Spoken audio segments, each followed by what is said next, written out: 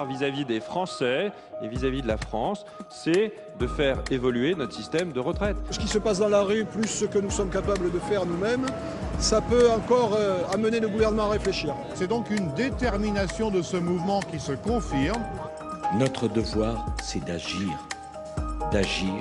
dans l'intérêt général. Quand les salariés ne travaillent pas, l'économie ne tourne pas. Pour l'adoption 177, contre 151, le Sénat a adopté. Retour sur la réforme des retraites, ce soir à 22h30 sur Public Sénat.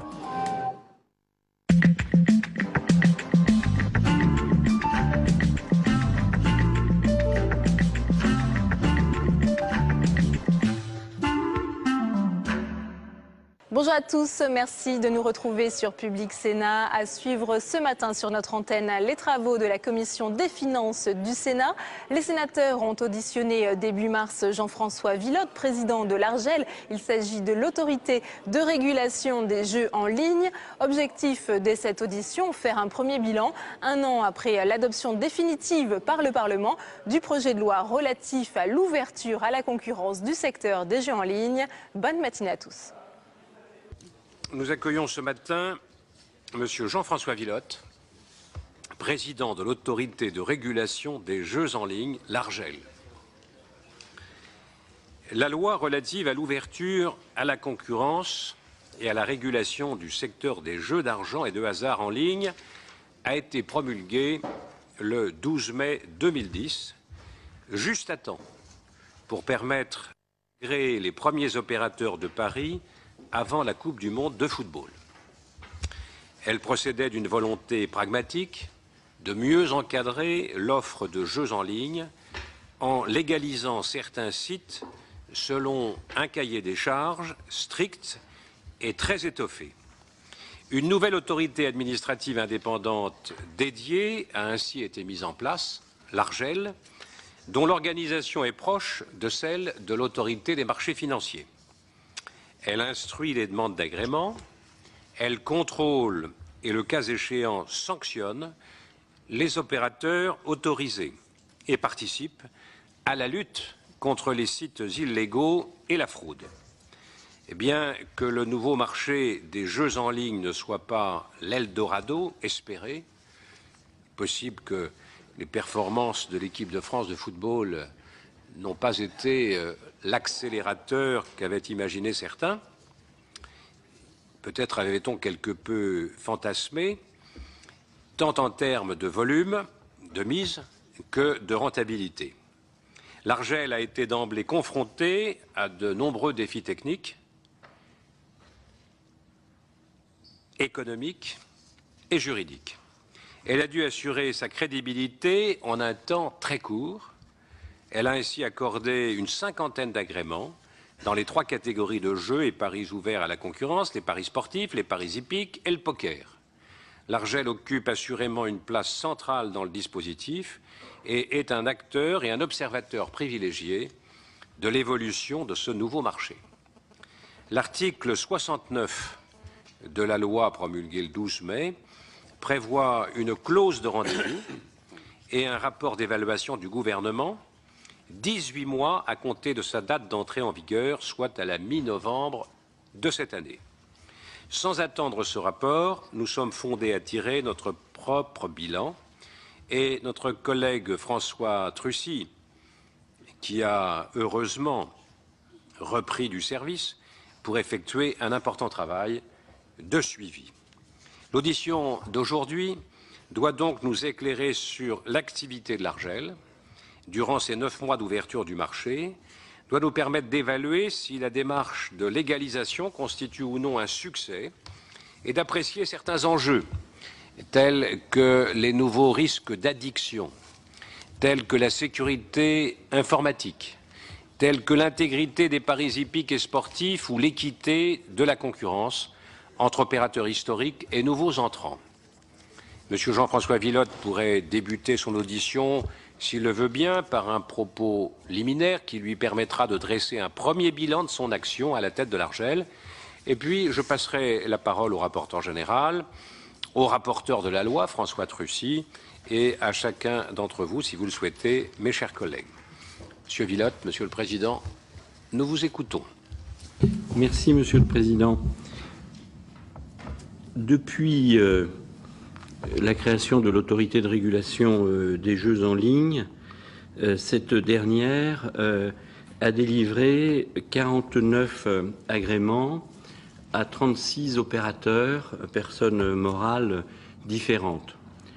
Au 24 février, 35 opérateurs sont titulaires de 48 agréments, un agrément ayant fait l'objet d'une abrogation et 5 demandes d'agrément ont été rejetées. Il y a aujourd'hui encore un certain nombre de demandes d'agrément dans les 3 catégories ouvertes à la concurrence qui sont encore en instruction. 25 agréments ont été délivrés pour les jeux de cercle, 15 agréments ont été délivrés pour les paris sportifs, 8 l'ont été pour les paris hippiques. Le siège social des opérateurs agréés, pour 25 d'entre eux, ces sièges sont localisés en France, 8 à Malte, 1 en Irlande, 1 au Royaume-Uni. Les maisons mères des opérateurs agréés sont localisées pour 19 d'entre elles en France, 7 à Malte, 1 au Luxembourg, 3 au Royaume-Uni, 1 en Irlande, 1 en Grèce et 3 en Italie. Voilà la localisation des maisons mères et des filiales qui ont fait l'objet d'un agrément. À Malte, il y a une culture particulière La culture tient au régime qui a été de délivrance d'agrément qui a été mise en place par les autorités maltaises. Très attractif parce que les autorités maltaises souhaitaient attirer des emplois et de la fiscalité. Ceci étant, cette stratégie de régulation a été un petit peu freinée par la jurisprudence maintenant constante de la Cour, qui a clairement indiqué qu'il n'y avait pas et qu'il n'y aurait pas à court ou moyen terme de reconnaissance automatique des agréments délivrés par un État européen et que cet agrément n'emporterait pas comme conséquence la possibilité de prester dans les autres États européens.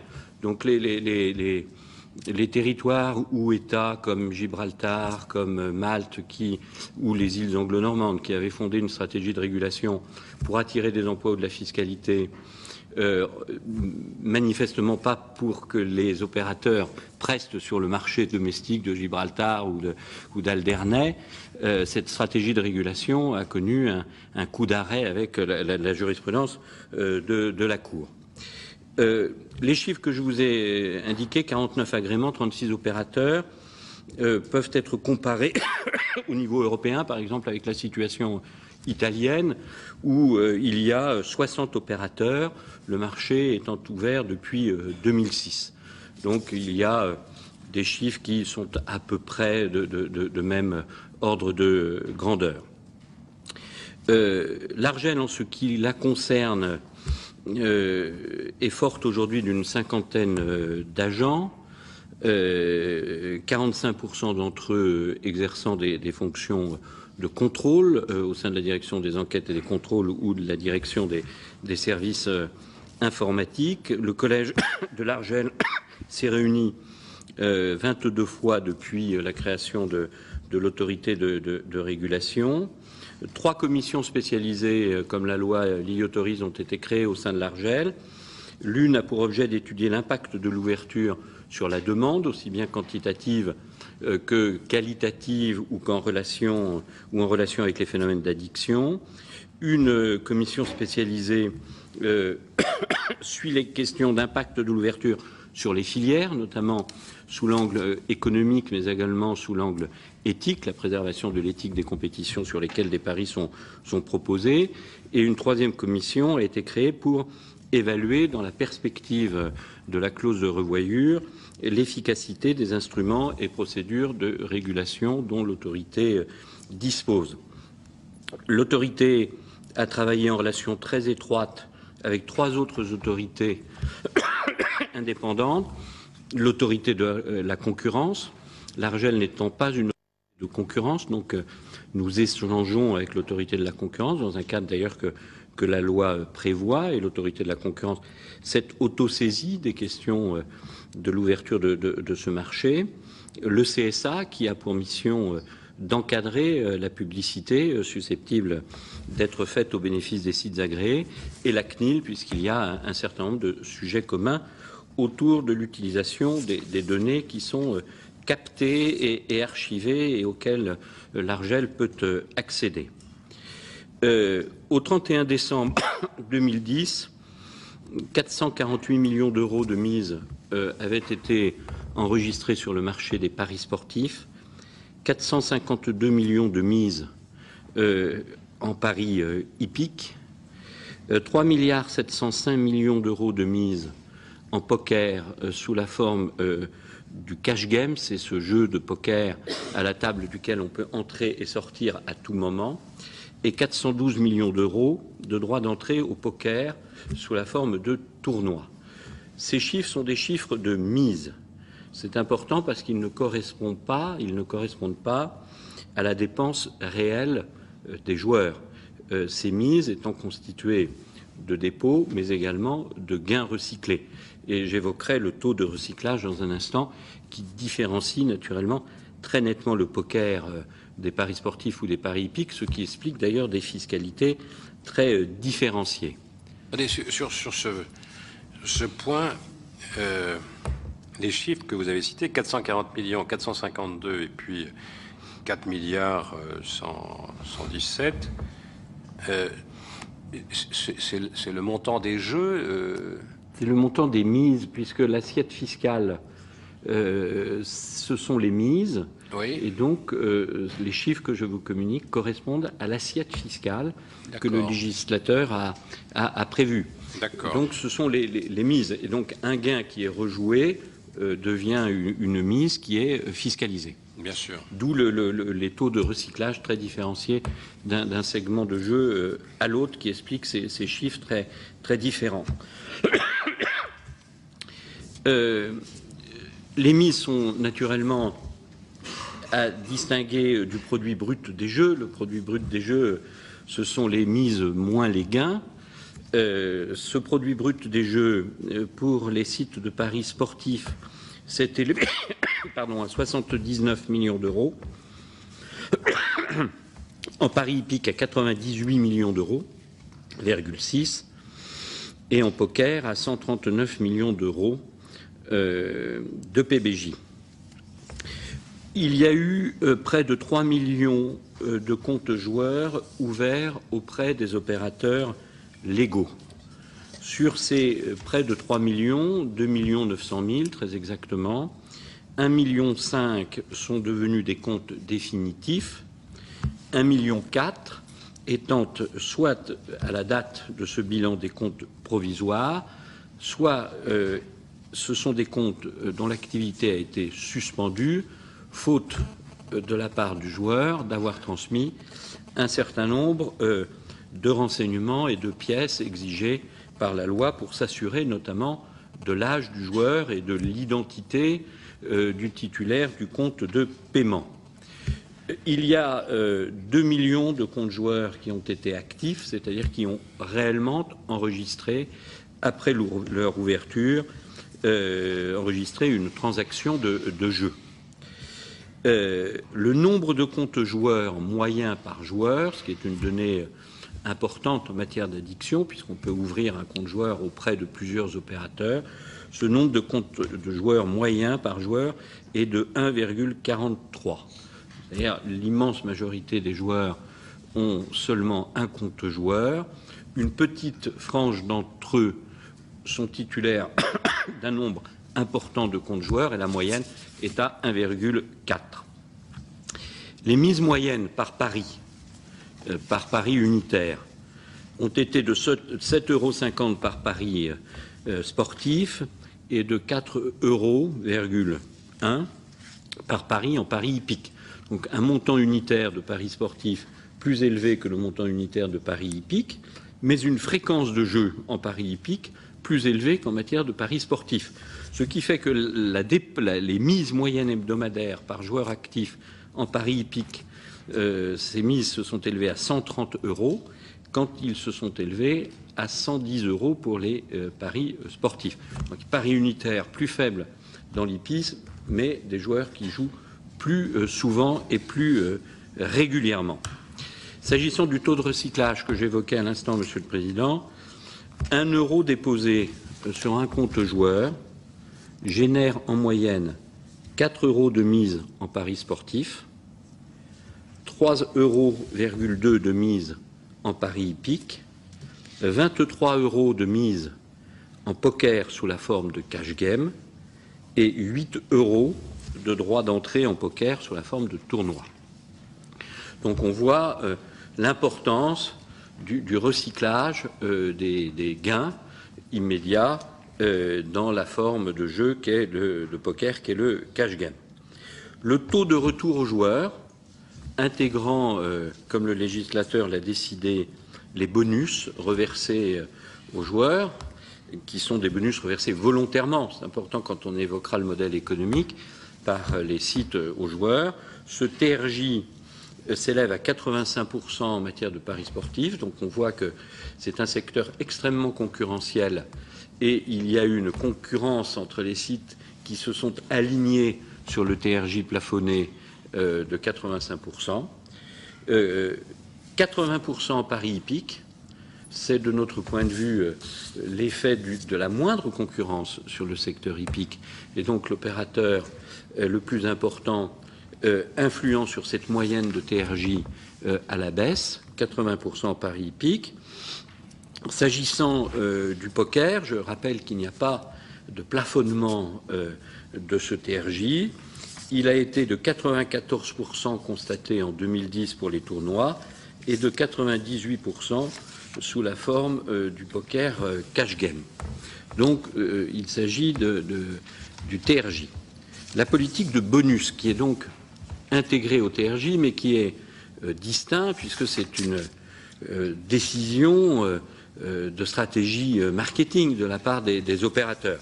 61 millions d'euros de bonus ont été distribués aux joueurs en 2010, 14 millions en paris sportifs, 36 millions en jeux de cercle et 11 300 000 € en paris hippique.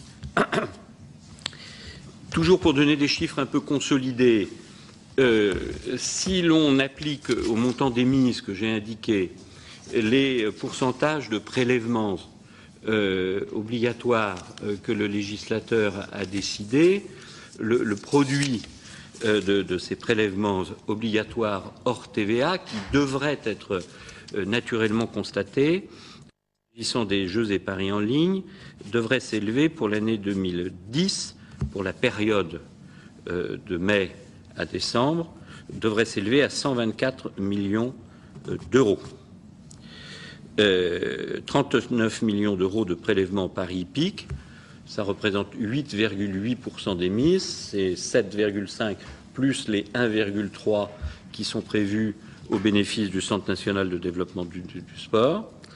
40,5 millions en cash game, ça représente 1,1% des mises, car je vous rappelle que c'est 2% des mises plafonnées à 1 € la donne, donc la moyenne de prélèvement sur les mises est inférieure à 2%. S'agissant des tournois, 2% des droits d'entrée, 8,2 millions. S'agissant des paris hippiques, il est là fait masse des 8% qui ont été, qui sont devenus une fiscalité non affectée et les 6,4% de fiscalité d'État, les prélèvements s'élèveront, devraient s'élever à 66 millions d'euros.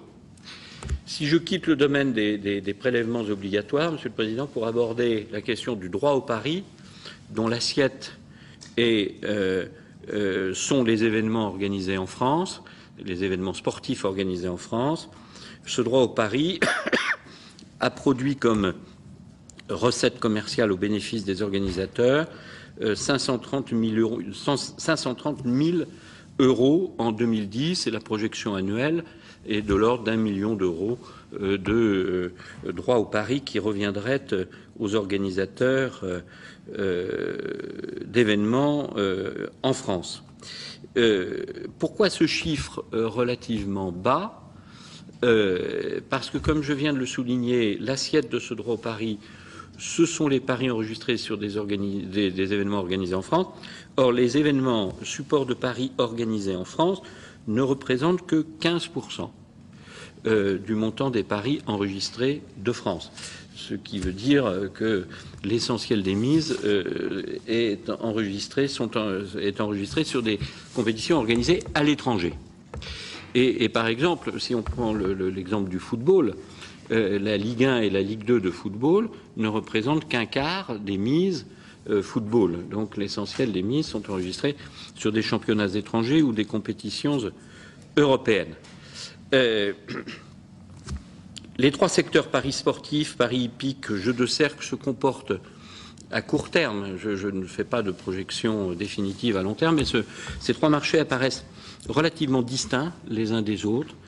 Le pari hippique est un pari extrêmement régulier, croissant sur Internet, non dépendant des fluctuations des paris sportifs, ce qui veut dire que les semaines où on parie peu sur le sport, on ne parie pas davantage sur l'hippisme, et inversement, quand on parie beaucoup sur le sport, on ne parie pas moins sur l'hippisme. Donc il apparaît, à court terme en tout cas, que ce sont des marchés distincts. S'agissant des jeux de cercle, le poker, c'est un marché extrêmement dynamique. On le voit à l'analyse du montant des mises, avec un nombre de joueurs important. La moitié des joueurs jouent au poker. Et c'est un marché qui est en croissance régulière. Donc c'est une courbe ascendante.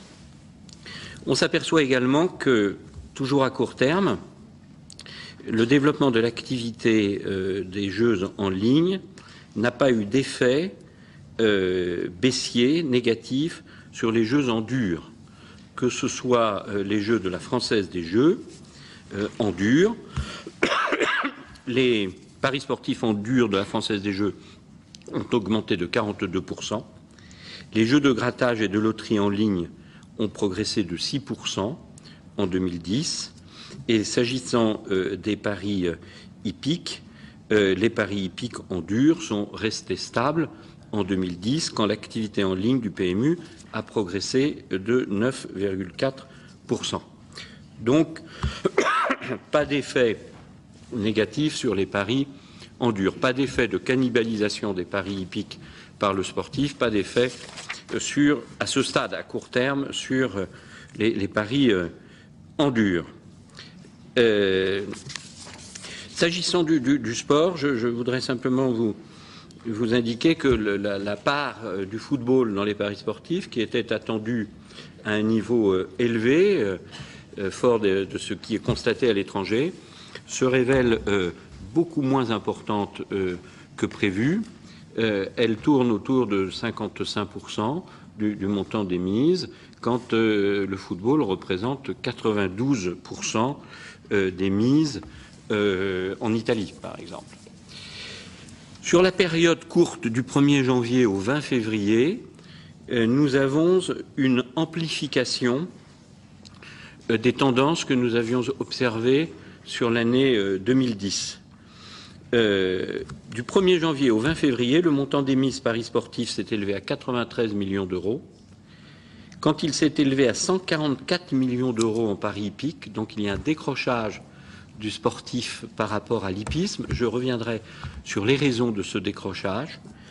1,150 milliard d'euros en poker sous la forme de cash game, donc nous avons bien une tendance haussière, et 162 millions d'euros en poker sous la forme de tournoi. S'agissant de la baisse des paris sportifs, en 2010, le marché s'est ouvert, vous l'avez rappelé, Monsieur le Président, avec la Coupe du Monde de football, qui a eu un effet immédiat et important sur le volume des paris sportifs. La semaine où le montant maximum de mise de paris sportifs a été enregistré a été celle de l'élimination de la coupe de l'équipe de France de la Coupe du Monde de football. Depuis, le football est rentré dans une forme de dépression en matière de paris sportifs dont il ne s'est jamais totalement relevé. Et d'ailleurs, nous constatons que le marché des paris sportifs est un marché de passionnés de sport, très dépendant de l'offre des événements, et c'est un marché de supporters, ce qui, d'un certain point de vue, est pris en compte par les opérateurs, et le fait que l'équipe de France soit battue est plutôt une bonne affaire pour les opérateurs, puisque les passionnés et les supporters votent, quelle que soit la rationalité de leur pari, sur une victoire. Ils avaient joué l'équipe de France. Ils avaient joué l'équipe de France. Bien. Par contre, ce que nous avons constaté à la fin du dernier trimestre de l'année 2010, et ça c'est un phénomène important et spécifique aux paris sportifs, qui sont les seuls paris à cote, c'est que pour tenir le plafonnement du TRJ imposé par le législateur à 85%, les opérateurs ont dû très significativement dégrader leur cote. Pour tenir un TRJ en pari à cote fixe, c'est un art beaucoup plus subtil qu'en pari mutuel ou qu'en poker.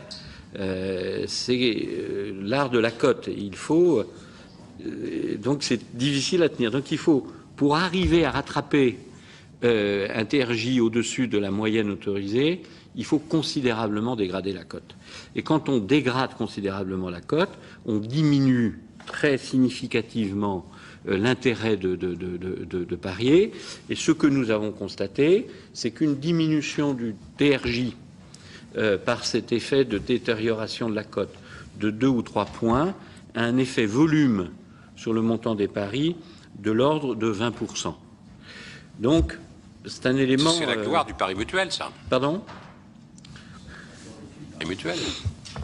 Je pense que le pari à cote fixe est quelque chose qui, si l'on combine une fiscalité assise sur les mises, or les mises en pari à cote fixe, ça ne signifie pas grand-chose parce que vous pouvez avoir un volume de mise important et un produit brut des jeux négatif si les parieurs sont plus intelligents que le site. Et donc la fiscalité est alors à ce moment-là un phénomène aggravant pour l'opérateur. Donc le pari à cote fixe cohabite assez mal avec une fiscalité assise sur les mises et avec un plafonnement contrôlé chaque trimestre du taux de retour aux joueurs. Voilà. Donc, pourquoi c'est important ? Parce que quand on constate une diminution du volume des mises de paris sportifs, on peut avoir une lecture optimiste qui consiste à penser que, après tout, c'est plutôt vertueux, ça limite les risques d'addiction, il n'est pas souhaitable d'augmenter à l'infini le montant des mises. Vous pouvez avoir aussi, c'est la vision optimiste, une remise en cause de l'objectif poursuivi par le législateur, qui était de faire basculer une demande qui était orientée vers les sites illégaux, de la faire basculer sur les sites légaux. Et le premier argument de basculement, c'est l'attractivité des sites légaux, qui sont contrôlés, régulés, transparents, qui mettent en place des dispositifs de lutte contre l'addiction. Et donc toute la question est de savoir que sont devenues ces mises qui n'ont plus été enregistrées sur les sites légaux en raison de la détérioration des cotes. Si ils attendent des jours meilleurs, tant mieux. Si par des stratégies intentionnelles de contournement de la loi, ils sont repartis sur des sites illégaux, danger. Donc c'est un problème d'équilibre et donc la rentabilité des opérateurs, dit autrement l'attractivité des sites, est un élément qui est important. Alors, un mot de la rentabilité des opérateurs. D'abord, tous les opérateurs en 2010 ont perdu de l'argent, quels que soient les secteurs. Et ça n'est pas tout à fait anormal puisque, pour l'essentiel d'entre eux, ils l'avaient prévu. Ils l'avaient prévu parce que, s'agissant d'un marché qui s'ouvrait à la concurrence, ils avaient prévu dans leur business plan de consacrer des montants importants à leur stratégie publicitaire et marketing. Donc, c'est somme toute quelque chose qu'ils attendaient, qui était attendu et qui ne doit pas nécessairement remettre en cause le modèle économique. Je dis bien pas nécessairement. Ensuite, la question, c'est de savoir si les dépenses marketing et publicitaires des sites, qui devront naturellement, pour que ces sites ne perdent plus d'argent, être très significativement diminuées, est-ce que cette diminution massive de leurs dépenses publicitaires et marketing est compatible avec l'effet d'attractivité qui est recherché par le législateur? C'est tout le problème de la recherche du point d'équilibre de la loi en matière de lutte contre les sites illégaux.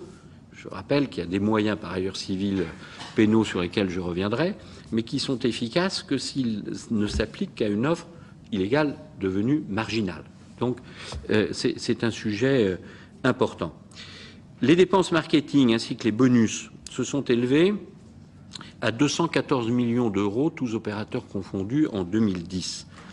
74 millions d'euros en paris sportifs, ce qui représente 94% du produit brut des jeux. Donc évidemment, quand on consomme 94% de son produit brut, on ne peut pas espérer ne pas perdre d'argent. En poker, 77% du PBJ, 108 millions d'euros, et en paris hippique, 32 millions, 32% du PBJ. Je rappelle que la grosse différence, sans portée de jugement, c'est le degré moindre de concurrence sur le marché hippique que sur le marché des paris sportifs. D'où les chiffres très différents de stratégie publicitaire et marketing. Si l'on ajoute à ces pourcentages du PBJ que représentent les dépenses marketing, le pourcentage que représente la fiscalité hors TVA, la fiscalité paris sportif représente 50% du PBJ. La fiscalité poker représente 35% du PBJ. La fiscalité hippique représente 72% du PBJ. Les frais de structure constatés moyens des opérateurs représentent de l'ordre de 30 à 40% du PBJ, pour les opérateurs notamment de paris sportifs et les opérateurs de poker.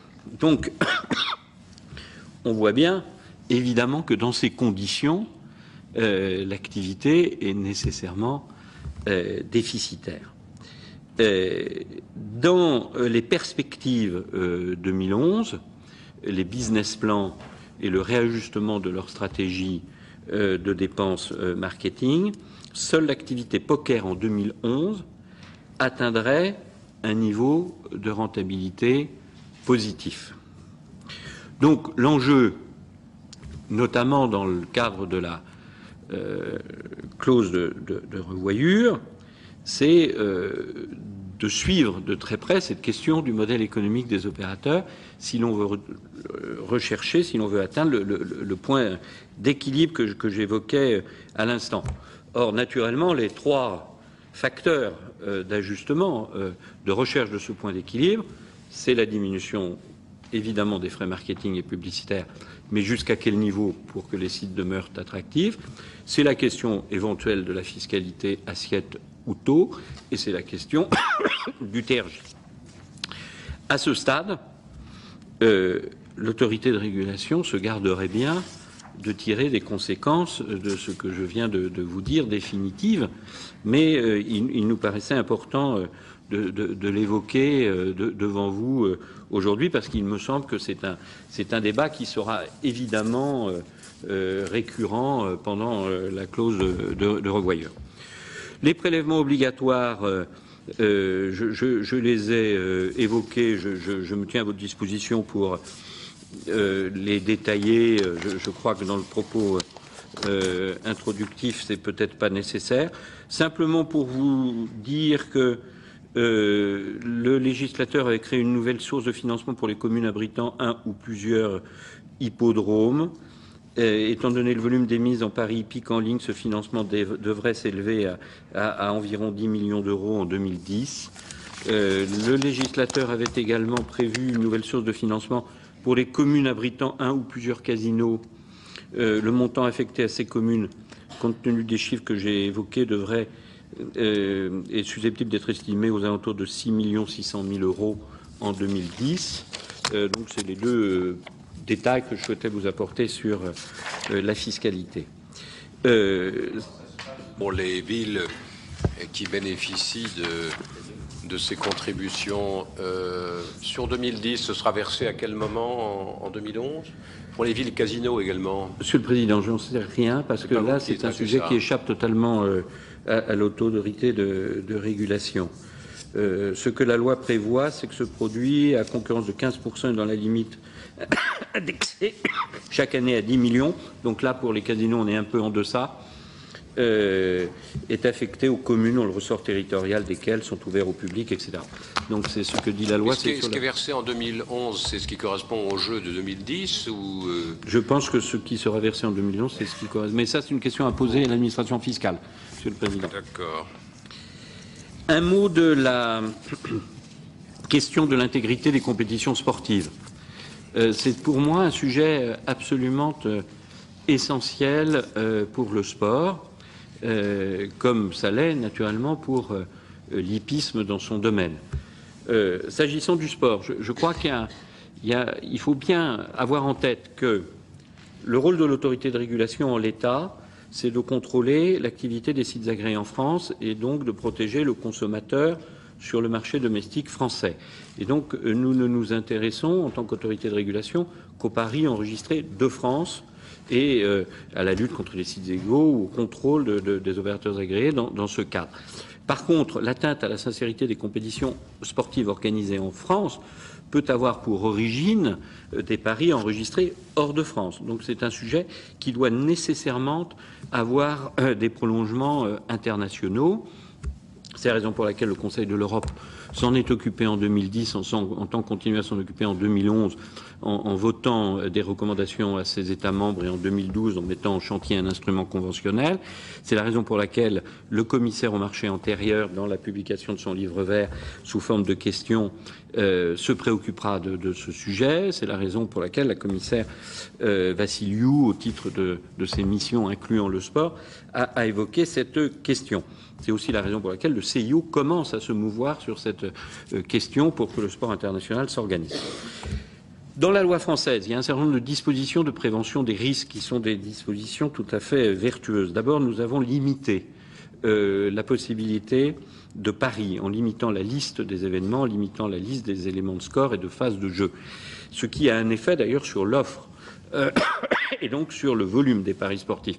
Il n'y a que 30 sports aujourd'hui autorisés aux paris sportifs et nous avons des éléments de score et des phases de jeu qui sont beaucoup plus restreints que ceux qui existent dans l'offre étrangère. Il existe un droit d'exploitation reconnu aux organisateurs d'événements en France. Nous avons eu à connaître de 29 projets de contrats de commercialisation de ce droit depuis l'ouverture du marché. Le montant moyen des droits a été fixé aux alentours, par le marché, aux alentours de 1% des mises. Le montant produit par ce droit, je l'ai évoqué tout à l'heure, 530 000 euros. La loi a également prévu la prévention d'un certain nombre de conflits d'intérêts. La loi a notamment prévu qu'un site de paris ne pouvait pas proposer de paris sur des événements ou sur des sociétés, des clubs qu'il contrôlait directement ou indirectement. C'est une disposition de prévention des conflits d'intérêts que l'ARJEL a contrôlée, ce qui fait que 3 opérateurs ont été contraints de limiter leur offre pour ces raisons.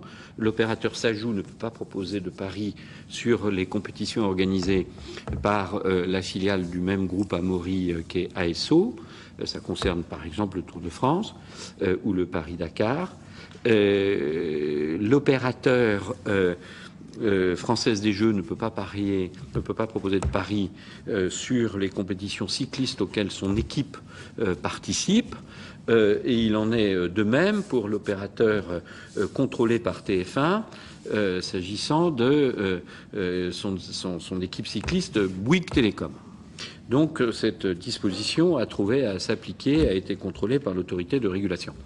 La loi a également prévu que les fédérations sportives devaient adopter des règlements visant à interdire aux compétiteurs ou aux acteurs des compétitions de parier sur ces mêmes compétitions.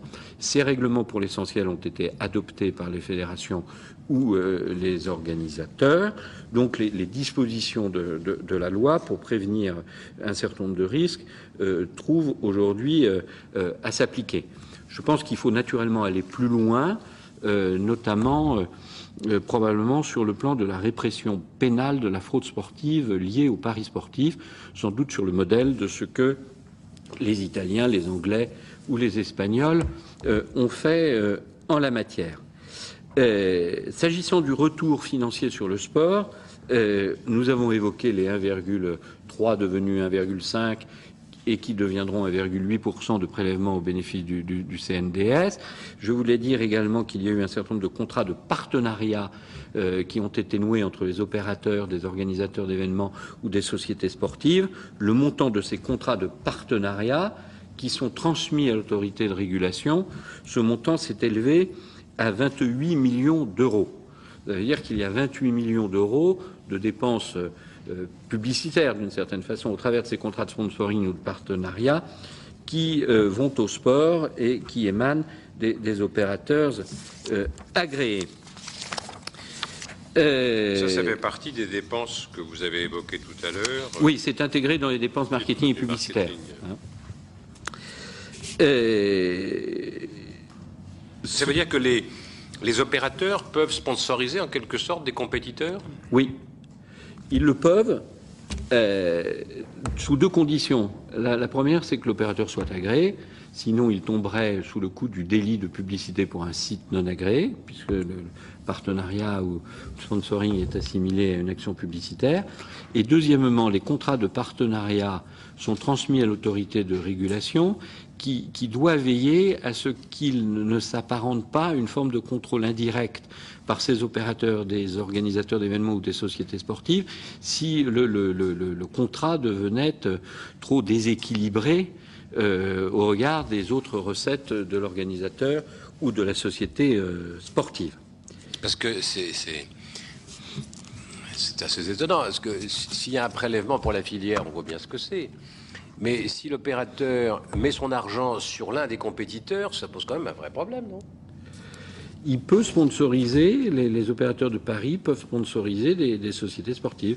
Donc c'est la raison pour laquelle vous avez sur les maillots d'un certain nombre de clubs de foot le nom d'opérateurs de paris sportifs. Ce sont des contrats commerciaux qui sont censés être équilibrés. C'est-à-dire vous achetez une visibilité. Donc toute la difficulté que vous avez raison de souligner, c'est de s'assurer du caractère équilibré de ces contrats et du fait que au travers de ces contrats, il n'y a pas une forme de contrôle indirect exercée par l'opérateur sur la société sportive considérée. Il faut vraiment l'autorité de l'Argel pour apprécier ça. Écoutez, c'est un vrai sujet. Je le reconnais bien volontiers. C'est tellement un vrai sujet que... Parce que vous avez deux façons pour les opérateurs de financer la filière. Ou bien ils financent collectivement par un prélèvement qui va à l'ensemble des compétiteurs, ou bien il met le paquet dans un contrat de partenariat pour l'un des compétiteurs. C'est pas alternatif. Il y a de toute façon une fiscalité, prélèvement obligatoire pour le CNDS que tous assis sur les mises doivent payer. Il y a le droit d'exploitation qui est une obligation légale. L'opérateur de paris ne peut pas proposer de paris sur un événement organisé en France s'il n'a pas contractualisé avec son organisateur. C'est le droit d'exploitation. Et puis vous avez la publicité. Et la publicité peut s'exprimer sous forme de partenariat et de sponsor. Mais c'est un vrai sujet éthique. On est bien d'accord pour dire que si vous êtes le coach d'une équipe de football, vous pourrez distribuer des primes au but marqué en fonction des moyens dont vous disposez. Et les moyens dont dispose l'équipe dépendent alors du partenaire opérateur qui leur mettra plus ou moins d'argent. Oui, ça vient clairement en recette de la société sportive. La question, c'est de savoir si au travers de ces recettes publicitaires, l'opérateur influe sur la politique sportive du club. Donc c'est un sujet, et c'est tellement un sujet qu'il est d'ailleurs dans le cadre des recommandations que le Conseil de l'Europe est en train de préparer. C'est un sujet en débat. C'est un sujet en débat. En général, en Europe, ces actions de partenariat et de sponsoring ne sont pas interdites. Par contre, je vous rejoins sur le fait que l'appréciation de l'équilibre du contrat et de l'influence qu'au travers de ce contrat l'opérateur peut avoir sur la société sportive ou l'organisateur est une question importante pour l'éthique sportive. S'agissant, je vais très vite maintenant, du contrôle des opérateurs agréés qui est exercé par l'autorité de régulation. Les opérateurs agréés ont déclaré 69 noms de domaine qu'ils exploitent dans le cadre de leur agrément. Ce sont donc ces 69 noms de domaine qui sont contrôlés par l'autorité de régulation.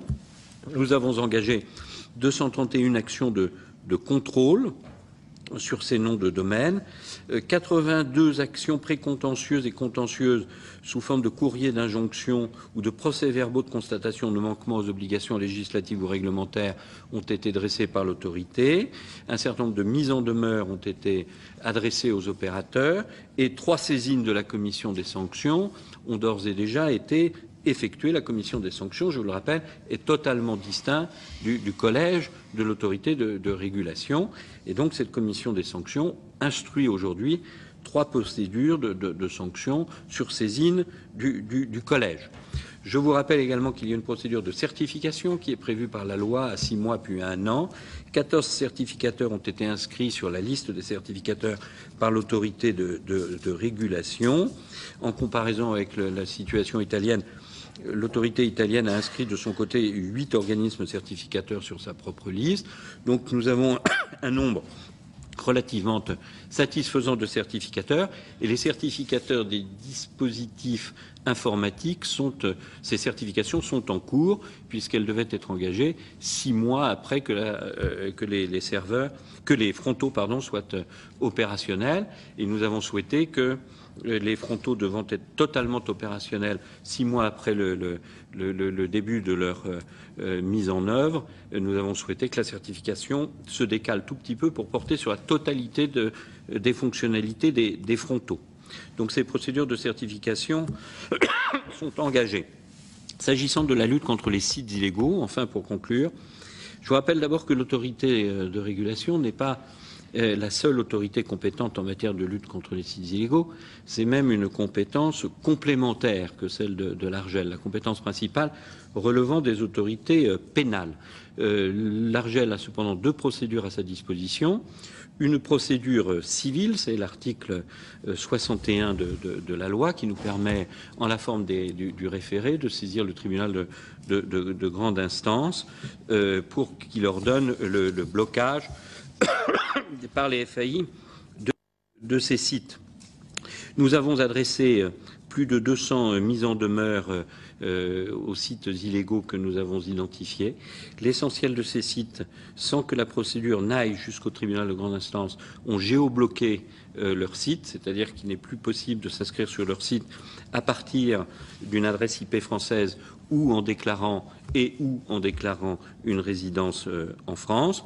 Nous avons obtenu une décision de justice à l'été 2010 s'agissant d'un site installé à Gibraltar qui n'avait pas immédiatement géobloqué dans des délais raisonnables son accès en France. Nous avons une deuxième procédure qui est pendante et qui sera audiencée courant mars devant le tribunal de grande instance, et nous avons 3 autres procédures qui sont en phase ultime des délais de mise en demeure. Je voulais également vous indiquer que nous avons concentré nos efforts dans le cadre de cette procédure civile, dans un premier temps, sur les sites illégaux, poker, jeux de cercle, hippiques et sportifs. Nous le faisons maintenant en matière de casinos en ligne.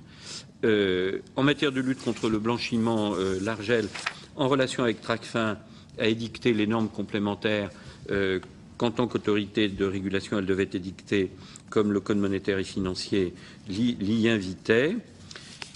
S'agissant de la lutte contre l'addiction, je voulais vous indiquer que l'application du fichier des interdits de jeu aux jeux en ligne a été très sévèrement contrôlée par l'autorité de régulation, et nous avons constaté que 20% des personnes inscrites sur le fichier des interdits de jeu avaient essayé d'ouvrir des comptes joueurs sur des sites en ligne, ce qui veut dire que cette mesure était souhaitable, elle était efficace, elle était souhaitable, parce qu'il y a toute raison de penser que ces interdits de jeu jouaient sur des sites illégaux avant le cadre de la nouvelle régulation. Nous avons également contrôlé très strictement l'obligation de proposer des modérateurs. Et 20% des interdits de jeu, ça fait combien de... Il y a combien d'interdits de jeu? Il y a un peu moins de 40 000 interdits de jeu sur le fichier. Mais ce qui est important, c'est que ce sont des gens qui se sont pour l'essentiel auto-interdits de jeu, c'est-à-dire des gens qui ont connu de vrais problèmes d'addiction, et donc on constate que 20% d'entre eux qui ont, dans le cadre d'une démarche volontaire, demandé à être interdits de casino, essayaient de jouer sur des sites de paris en ligne. Donc il fallait vraiment les aider à se protéger contre l'addiction. Les modérateurs de jeu ont été contrôlés. La valeur médiane du modérateur de dépôt maximum est établie à 1 000 €. La valeur médiane du modérateur de mise maximum, constatée, puisque c'est un automodérateur, est à 10 000 €. La ligne Adalis, le numéro vert, pour assister les joueurs en difficulté, a reçu au 21 décembre, il est géré par l'INPES, près de 12 000 appels, mais seulement 23% de ces appels concernent des joueurs en difficulté. L'essentiel des appels concernait en réalité le service après-vente des opérateurs, les joueurs ayant confondu le numéro de l'INPES avec le numéro de SAV des opérateurs. Voilà, Monsieur le Président, je m'en tiens là. Merci, Monsieur le Président, pour ce compte-rendu très complet des activités que vous avez développées depuis la promulgation de la loi. Je vais demander au rapporteur général s'il a une question à vous poser. Oui, Monsieur le Président Villot a développé beaucoup d'aspects, en particulier en ce qui concerne les activités de la Commission des sanctions et la prévention des conflits d'intérêts, qui auraient pu faire l'objet de questions, mais il y a été répondu par avance, et du moins dans la partie de l'exposé que j'ai pu entendre. Et j'ai une seule question à poser. Monsieur le Président, au-delà du rôle d'agrément, du rôle répressif, le cas échéant, de l'Argel, vous êtes en mesure d'observer cette profession, cette activité, et ma question est de connaître votre appréciation, votre diagnostic sur l'évolution de cette branche d'activité des prestataires de paris depuis la mise en place de l'Argel. Avez-vous des considérations à nous livrer, en particulier sur les nouveaux marchés que s'efforce de prospecter le PMU? Je serais heureux que vous puissiez nous apporter votre expertise, votre jugement sur ce sujet. Et d'autre part, est-ce que l'ouverture, finalement, est à la largeur des attentes, si j'ose ainsi m'exprimer? Est-ce que l'ouverture que l'on attendait avec la loi et la mise en place du régulateur s'est bien produite?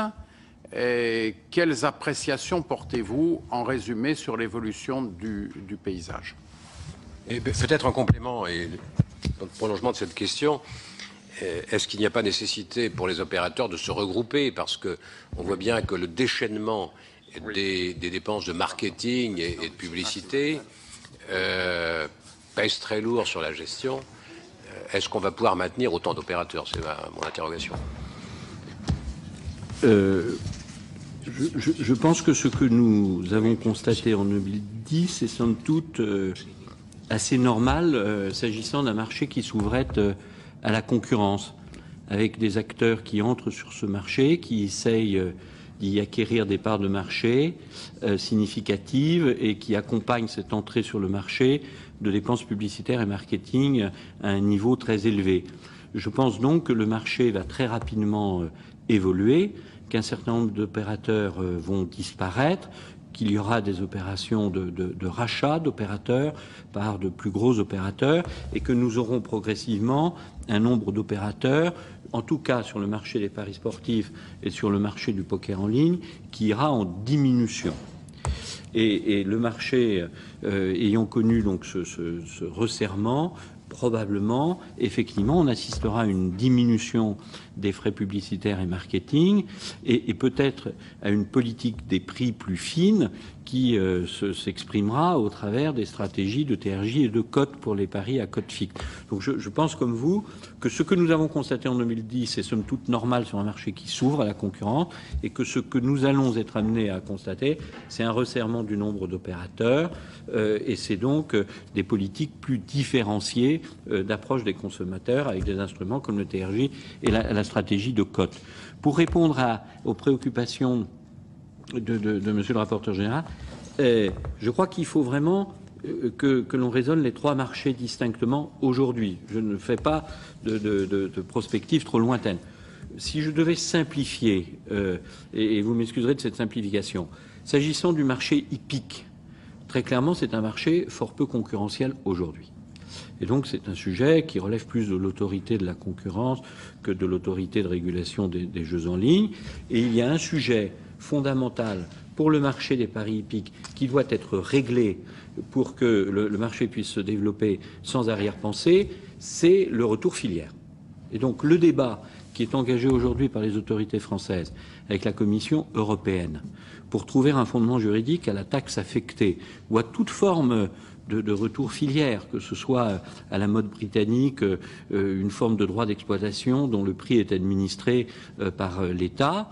Ce débat-là est un débat central, évidemment, pour la filière. Et je pense qu'il conditionne, d'une certaine façon, ensuite l'exercice d'un jeu plus concurrentiel dans le secteur. Cette question du retour aux filières trop et à la filière galop étant réglée, et aujourd'hui, elle n'est pas juridiquement stabilisée. La surprise dans le secteur des paris hippiques, c'est qu'il y a une demande très forte, ça nous le savions en matière d'hippisme en France, mais qu'elle trouve très facilement à s'exprimer sur Internet, ce qui était sans doute assez négligé. On pensait que le parieur hippique, par son profil, son âge, son niveau CSP, serait moins attiré par l'Internet que le parieur sportif ou que le joueur de poker. Ça n'est pas vrai, il est très présent sur Internet et le montant des paris hippiques sur Internet tend à se développer. Bien. Le pari sportif, très vive concurrence, on a évoqué... vous l'avez évoqué, le paysage d'entrée et les évolutions probablement à attendre. Je pense que le pari sportif, quand même, c'est un pari, c'est un secteur avec un modèle économique tout à fait spécifique, le modèle économique de la cote. Et donc, je pense qu'il y a un vrai débat sur les instruments fiscaux ou les instruments de contrôle, notamment du TRJ, dans ce secteur spécifique des paris hippiques, des paris sportifs. Pardon. Je pense qu'au-delà de la diminution qu'on doit attendre naturellement du volume des dépenses publicitaires et marketing, il y a quand même là un sujet de modèle économique. S'agissant du marché du poker, qui est un jeu de répartition, comme d'une certaine façon le mutuel, là, je pense qu'il faut que nous réfléchissions, notamment dans la clause de revoyure, aux instruments parfaitement adaptés de lutte contre l'addiction. Parce que nous avons un marché qui se développe très, très vite, avec un nombre de joueurs extrêmement important, et probablement il y a des modérateurs de jeu qu'il faudra sans doute imposer. Je donne un exemple. Le législateur a été extrêmement attentif à l'occasion des débats à ce qu'un parieur ne puisse pas perdre plus qu'il n'avait imaginé perdre. C'est la raison pour laquelle on a interdit le pari à fourchette dans le secteur des paris sportifs. Or, dans le poker, si vous n'interdisez pas la possibilité de réalimenter votre compte pendant la session de jeu, vous ne savez pas quel sera le montant maximum de vos pertes. Et donc, qu'on puisse jouer avec son dépôt, parce qu'on le connaît et on sait qu'au pire, on va tout perdre, c'est une chose. Pouvoir réalimenter en cours de la session de jeu son compte, ça pose un problème éventuellement d'addiction et de contrôle. Donc je pense que dans le secteur du poker, il y a des problèmes de modérateurs de jeu à étudier pour être parfaitement adaptés à la spécificité du jeu de poker. Il y aura également, Monsieur le Président, comme en matière de paris sportifs, des opérateurs qui disparaîtront, des opérateurs qui se restructureront et un TRJ qui viendra à diminuer, évidemment. Merci. La parole est maintenant au rapporteur très spécial et expert. Très spécial. François Trucy. Merci, Monsieur le Président. Je vais essayer de ne pas être égoïste et de poser une ou des questions qui sont surtout susceptibles d'intéresser les membres de la Commission, parce que pour le reste, c'est un travail constant que nous pratiquons ensemble et auquel je tiens beaucoup. Mais si vous me permettez, Monsieur le Président, d'abord deux appréciations. Premièrement, je ne suis pas là pour défendre les options gouvernementales dans la loi, mais il y en a au moins une qui était extrêmement importante, c'est la création purement et simplement d'une autorité de régulation indépendante, alors même que ce processus de gestion, de régulation, n'est pas forcément bien vu au Parlement, et qui a l'impression que chaque fois l'État se dessaisit d'une puissance. Ce n'est pas le cas dans la création de l'Argel, qui est vraiment l'expression de la puissance publique, telle qu'ici, qu'on soit jacobin ou moins jacobin, et paraît tout à fait nécessaire. D'autre part, autre élément d'appréciation positif, c'est que par rapport justement à une gestion directe des services de tel ou tel ministère, la réactivité de l'Argel nous garantit, premièrement, de devoir gérer un domaine extrêmement compliqué, extrêmement riche en rebondissements, en évolution. Et donc là, la réactivité d'une autorité indépendante nous paraît essentielle pour l'avenir, même si des perfectionnements sont toujours souhaitables, bien entendu. Deuxième initiative intéressante à l'époque, c'est la préfiguration, parce qu'en définitive, Coupe du Monde ou pas, l'Argel a été en fait mise en place sous la forme d'une pudique, d'une préfiguration, qui lui permettait d'être totalement opérationnel dès la promulgation de la loi, ce qui est quand même un point extrêmement positif. Et donc qui nous a permis, en définitive, que la loi commence à s'appliquer dans les meilleures conditions possibles, ce qui n'est pas forcément le cas quand il faut attendre des multitudes de décrets d'application. Pour vous donner un exemple de l'apathie administrative que l'Argel ne montre pas encore, c'est que pour le colloque du 22 mars consacré à l'ensemble des problèmes de jeu en ligne ou pas, la Direction générale de la santé refuse de venir au colloque sous prétexte que le colloque est, comme tous les colloques, partiellement financé par les opérateurs, y compris par les opérateurs d'État, comme la Française des Jeux, et que je trouve ça absolument inadmissible, où la Direction générale de la santé ne sait pas quoi dire encore de ce qu'elle a dû faire pendant un an, pratiquement, ou alors elle se réfugie derrière des mauvais arguments. Nous n'attendons pas cela de l'Argel, au contraire, sa réactivité est positive. Monsieur Villot, plusieurs questions. Les études ciblées que vous avez lancées, comme c'est une partie de vos missions, la plus importante n'est-elle pas celle qui va consister à cerner ce fameux TRJ, taux de retour aux joueurs? Parce qu'en définitive, on voit bien que dans la clause de revoyure, les opérateurs, tout le monde va arriver avec des questions très précises. Comment alléger la fiscalité? Comment améliorer le TRJ, qui est un facteur concurrentiel, alors même que sur ce fameux taux de retour, l'État, les gouvernements à l'époque a dit « je ne veux pas que le TRJ soit meilleur, parce que j'estime que s'il y a un taux de retour trop important, c'est un facteur d'addiction au jeu. C'est-à-dire finalement, plus on peut gagner, plus on peut être incité à jouer, donc plus on risque de flatter l'addiction avec ce qu'elle a de mauvais. Or, nous savons très bien que les psychiatres sur ce sujet ne sont pas d'accord. Il y en a qui pensent que le TRJ est un facteur addictif et d'autres qui ne le sont pas. Et de ce côté-là, qu'est-ce que vous pensez pouvoir nous donner le moment venu en matière de réponse? Vous avez parlé très bien de la répression, en rappelant pour les collègues que cette loi ne peut pas réussir, les agréments ne peuvent pas réussir s'il n'y a pas une répression extrêmement efficace de tout ce qui reste dans le secteur illégal, et ce n'est pas facile.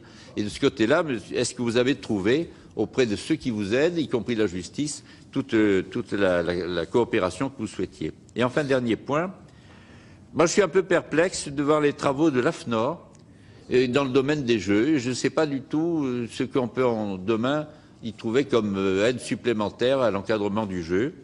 Et enfin, dernière question, parce que je vois que vous n'avez pas réagi négativement à la saisine de l'autorité de la concurrence dans ce domaine-là. Or, les questions en matière de concurrence entre justement les grands opérateurs historiques et les nouveaux opérateurs en ligne, c'est un sujet qui sera sûrement au cœur de la clause de revoyure. Merci. Alors on va enchaîner par les autres questions de nos collègues membres de la Commission, car nous sommes maintenant dans une contrainte chronologique très, très serrée. Marie-Hélène Deségaux. Oui, Monsieur le Président, maire d'une ville de 20 000 habitants ayant un casino, ma question concernait bien sûr la fiscalité de ces jeux en ligne revenant aux collectivités locales. Alors, le législateur avait prévu une compensation pour les villes ayant un casino. Je note que nous n'avons rien reçu à ce jour, qu'une prévision donc est faite de 6 millions d'euros sur le poker pour 2010. Permettez-moi de vous dire que ce montant est très faible à mes yeux, au regard des quelques 300 casinos que nous avons. Bien sûr, c'est pas une règle de 3 qui sera faite, mais j'imagine que ça sera fait avec, en fonction des recettes de chaque casino, une espèce de prorata. On n'en sait rien encore aujourd'hui. Et je pense aussi qu'il faudrait clarifier les conditions de rémunération pour un casino qui devient lui-même opérateur de jeux en ligne, ce qui est déjà le cas, à ma connaissance, y compris pour le mien d'ailleurs. Voilà, c'était plus pour que ça soit acté, parce que vous aviez déjà posé la question, Monsieur le Président. Merci, Marie-Hélène. François Marc. Merci, Monsieur le Président. Je remercie Monsieur Villot des renseignements très fournis, très détaillés qu'il nous a apportés sur ce sujet. J'étais le porte-parole de notre groupe au moment de l'adoption du texte et vous savez qu'on n'a pas forcément partagé toute la philosophie sous-jacente en ce qui concerne ce texte qui nous a été soumis. Et la question que posait le président Arthuis tout à l'heure, c'était la légalisation est-elle un succès? Donc moi, de ce point de vue, je voulais vous interroger sur est-ce un succès du point de vue de ce qui était l'un des objectifs fondamentaux, la disparition progressive des sites illégaux? Est-ce qu'on a des indications précises là-dessus? S'agissant du développement du jeu et de l'effet de la publicité qui aujourd'hui est légalisée, est-ce qu'on a une indication sur l'impact de cette publicité à grande échelle qui est aujourd'hui légalisée? Est-ce que ça a effectivement eu un effet de démultiplication des actes de jeu dans notre pays?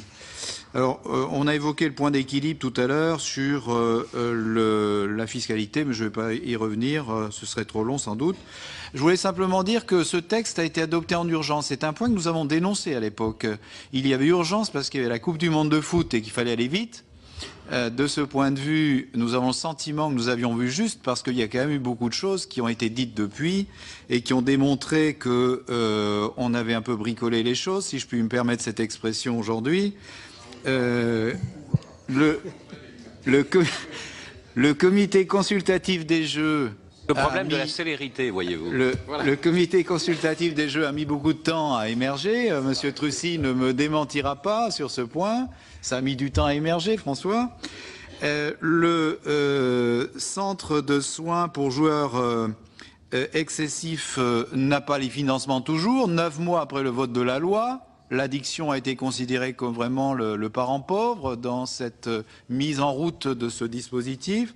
Et quant à l'autorité de la concurrence, elle s'interroge sur la régulation du prix du droit au pari et incite l'Argel à trouver une solution de régulation. Donc on voit bien que le vote du texte s'est fait dans la précipitation et que sur ces 3 sujets au moins, on n'avait pas préparé le terrain alors qu'il y a véritablement des exigences majeures. Enfin, en ce qui concerne l'éthique du sport, j'ai été confronté il y a quelques jours à un président de fédération française qui m'indiquait qu'il était très inquiet quant aujourd'hui aux sollicitations qui sont faites à certains joueurs parfois même dans les vestiaires, où on vient essayer de les convaincre d'avoir tel comportement dans l'aire de jeu. Avez-vous le sentiment qu'il y a des dérapages significatifs et qu'il y a quelque chose à faire, sans doute, pour protéger les joueurs face à ces tentations très lourdes? Et enfin, dernier point, Monsieur le Président, je crois que c'est important pour notre Commission des finances, mais je crains que Monsieur Villode n'ait pas les chiffres.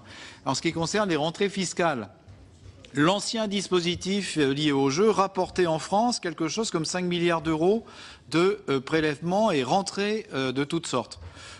On ne sait pas aujourd'hui ce qui va en être. Nos propres calculs nous conduisent à penser que nous étions à peu près à une perte de 2 milliards de recettes avec les nouveaux taux appliqués qui étaient en baisse sensiblement. Donc est-ce que vous avez quelques indications en ce qui concerne les évolutions des rentrées fiscales pour le budget de l'État et l'ensemble des prélèvements qui lui sont associés? Merci. Intervenant François Fortassin. Merci, Monsieur le Président. Deux questions très brèves. La première, c'est pour savoir s'il entre dans votre champ d'action le fait que les jeux, ça peut être quand même un système de recyclage de l'argent sale. Et est-ce que vous avez à ce niveau des moyens de vérifier cela? Et le deuxième point, quand on voit la façon dont certaines Coupes du Monde vont être attribuées à un pays comme le Qatar, on peut se demander s'il n'y a pas, selon l'expression consacrée, des enveloppes qui circulent, même parmi les plus hautes autorités du football. Et au fond, moi je dirais que si les gens vont essayer de soudoyer les joueurs ou d'avoir des pressions sur les joueurs, ce sont des amateurs et des enfants de cœur. C'est tellement plus facile d'intervenir sur un arbitre. Il y a un sport que je connais aussi bien que le président François Trucy, qui est le rugby. On sait très bien qu'un arbitre qui met à la porte un joueur pour 10 minutes et il a 25 occasions dans le match de le faire, il fausse systématiquement le résultat. Alors, est-ce qu'il entre dans votre champ d'application de vous intéresser à ces problèmes? Alors, l'arbitre suprême, c'est l'Argel. Monsieur le Président, s'il vous plaît, et vous avez été choisi pour vos qualités éminentes, si vous pouviez répondre en 5 minutes à l'ensemble des intervenants, ce serait formidable. J'essaye d'aller très vite. Monsieur le sénateur Trucy, s'agissant du taux de retour aux joueurs, ce que nous constatons incontestablement aujourd'hui, c'est que lorsque l'on diminue le taux de retour aux joueurs, cela a un effet immédiat sur le volume des paris enregistrés. Alors, c'est encore une fois... donc, on joue... Alors, le problème d'addiction, c'est qu'on joue sur la confusion entre une moyenne collective et une chance individuelle de gain. Si on affiche un TRJ élevé, on a le sentiment que ça s'applique à chacun d'entre nous. Or, ça n'est naturellement pas le cas. C'est en ce sens-là que ça peut être un instrument addictif. Ça a un effet sur le volume de paris. La question... c'est est-ce que cet effet est positif, on limite le volume et donc l'addiction? Est-ce que cet effet est négatif, c'est-à-dire que les joueurs, mettant en concurrence et en surveillant l'attractivité des sites, se réorientent vers des dispositifs illégaux ou alors là, pour le coup, ils ne sont absolument pas protégés. Donc nous avons lancé, au titre de la première de nos commissions, une étude pour apprécier le comportement des joueurs, notamment en relation avec cette question.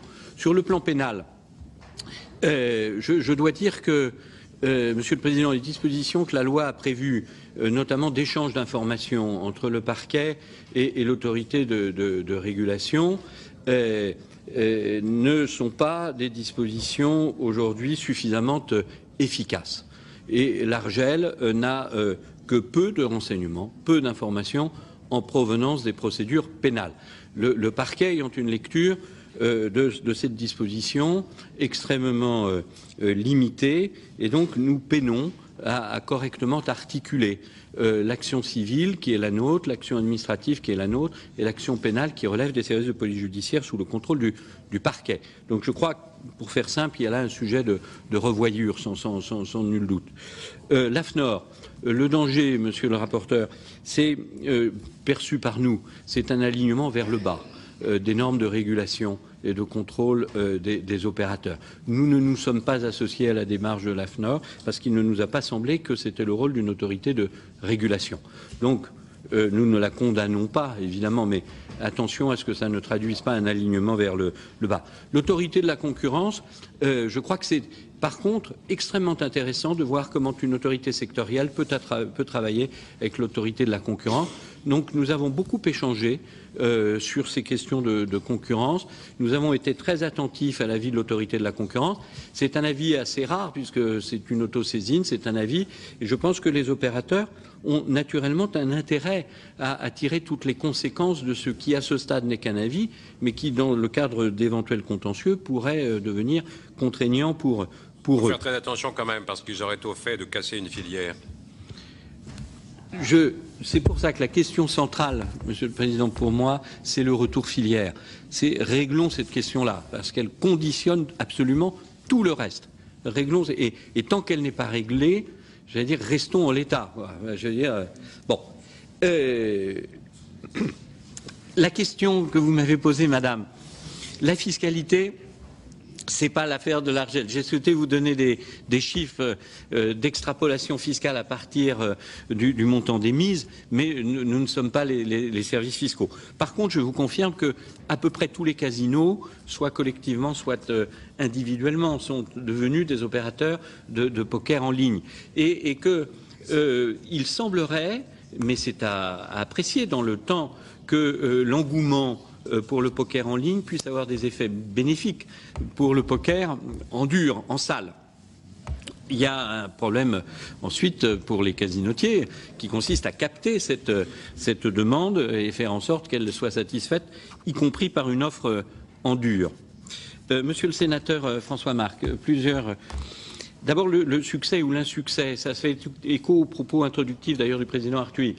Le succès, ça n'aurait pas été de constater que les paris sportifs auraient enregistré 3 ou 4 milliards de mises.